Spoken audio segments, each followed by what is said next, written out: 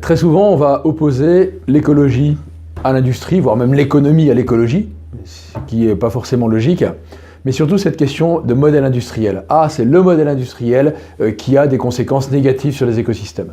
En fait, je ne partage pas du tout ce point de vue parce que je suis véritablement engagé aujourd'hui avec les différents partenaires avec qui nous travaillons sur le développement d'un modèle industriel. Il ne faut pas se tromper de terme.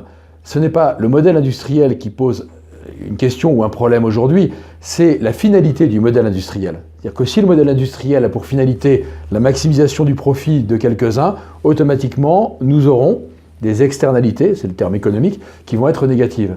Si le modèle industriel a pour finalité l'harmonie des territoires et surtout le service des habitants humains et non humains d'un territoire, on n'aura pas ces déséquilibres.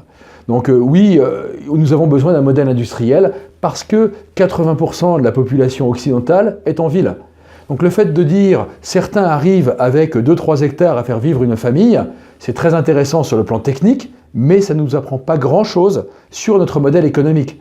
Parce que toutes les personnes qui sont en ville ne vont pas retourner dans les campagnes pour cultiver leurs 3 ou 4 hectares. Bon, d'une part parce qu'ils n'en ont pas envie en termes généraux, d'autre part parce que souvent on a besoin qu'ils travaillent peut-être dans la médecine, peut-être dans la communication, ou dans la poésie, dans l'art, ou dans la logistique, des éléments qui sont indispensables.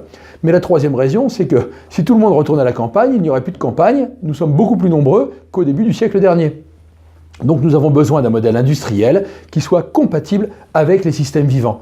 Et d'opposer le petit avec le grand en permanence, ce n'est pas la bonne approche. Il faut bien que le grand soit au service du petit, qu'on reparte sur les réalités du terrain qui sont celles des écosystèmes, mais en ayant en tête que c'est un véritable modèle industriel que l'on doit utiliser aujourd'hui. Il en va de même pour la technologie.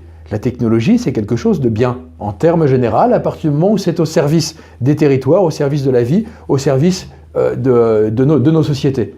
Si la technologie est au service des intérêts particuliers de quelques-uns, il y aura des déséquilibres.